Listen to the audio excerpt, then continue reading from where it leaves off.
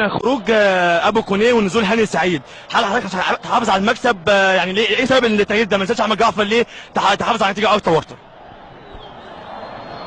انا حر.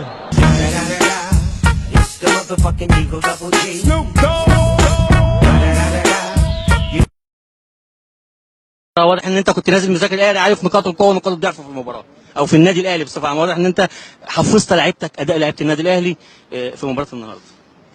ما انا بشتغل ايه؟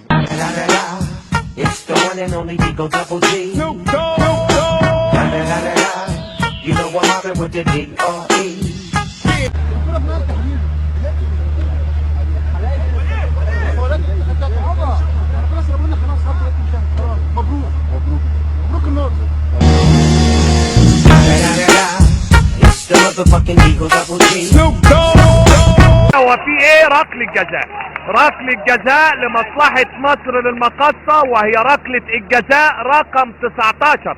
النهارده العداد شغال، عداد حالات الطرد اشتغل، ودي عداد ضربات الجزاء. كابتن ده انت كابتن ها؟ بس الله اكبر زي القمر. وانا دلوقتي قرد يعني؟ لا انا ما قلتش حاجه.